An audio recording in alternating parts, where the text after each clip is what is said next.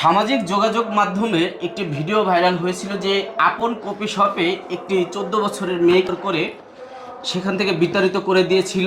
সেই বিষয়টা কিন্তু সোশ্যাল মিডিয়াতে ভাইরাল হওয়ার পর আমরা হঠাৎ তাকে কিন্তু খুঁজে পেয়েছি যে আসলে সেদিন কি ঘটেছিল, যে সেই ছোট মেয়েটিকে কেন। আসলে সম্পূর্ণ তথ্য নিয়ে আজকে আপনাদের সামনে আমি রয়েছি সাব্বির আহমেদ। তো পাশে যে যাকে দেখতেছেন এই সেই মেয়েটি, যে মেয়েটিকে হয়েছিল আপন কপি শপ থেকে, এবং পাশে যাকে দেখছেন তিনি তার মা। তো আমি প্রথমে জানতে চাইব সেই মেয়েটির কাছে যে আসলে সেদিন কি ঘটেছিল, কেনই বা সেই কপি শপে সে গিয়েছিল। তোমার নাম কি? লামিয়া আক্তার। লামিয়া আক্তার। আচ্ছা, তুমি যে সেদিন যে একটা ভিডিও ভাইরাল হয়েছিল যে একটা কপি শপে একটা মেয়েকে মারধর করেছিল, সে কে? তুমি? জি আমি। তুমি নিজেই?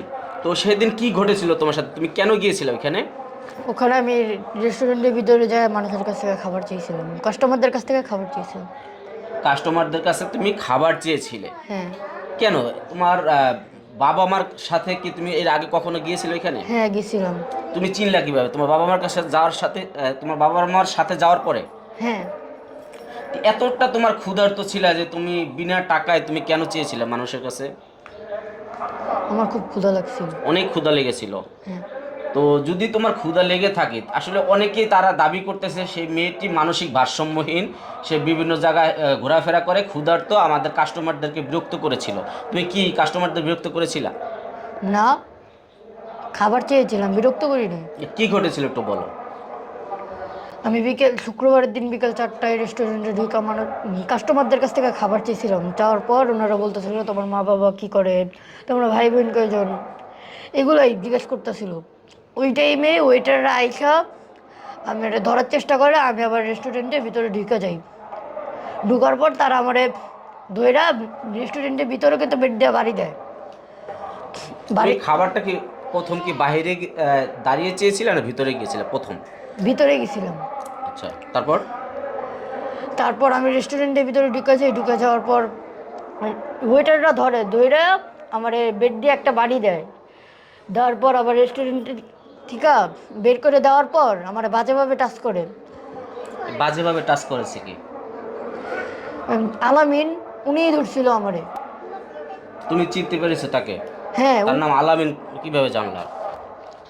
এটা আমি ওই যে নিউজের মাধ্যমে জানতে পারছি, ওনাদের নাম বলছিল। আচ্ছা, তখন তুমি তাকে চিনতে পেরেছো? হ্যাঁ।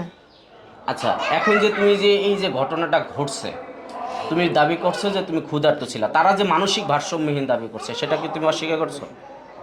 জি না, আমি কোনো মানসিক ভারসাম্যহীন না। তুমি কি লেখাপড়া করেছো? জি করছি, ক্লাস 4 পর্যন্ত। এখন কি লেখাপড়া করো? না। আচ্ছা প্রিয় দর্শক, তার মা রয়েছে, তার মার কাছে একটু জানতে চাইবো। আচ্ছা, আপনার মেয়ে যেভাবে আমাদের সাথে কথা বলছে, আমরা বুঝতে পেরেছি যে সে একজন সুস্থ মানুষ, কিন্তু কফি শপ থেকে তারা দাবি করছে সে মানে উন্মাদ বা মানসিক ভারসাম্য। সে বিষয়ে আপনি একটু কি বলবেন? না না না, ওরা যেটা বলছে এটা মিথ্যা। কারণ আমি তো মা, আমি জানি আমার মেয়ে কীরকমের, ওর একটু জিদ বেশি, রাগ বেশি, এটাই। তো এই যে ও খাবার খাওয়ার জন্য ওইখানে গিয়েছিল, সেই বিষয়টা আপনি কিভাবে দেখেন? সেটা আমি ভিডিওর মাধ্যমে জানছি।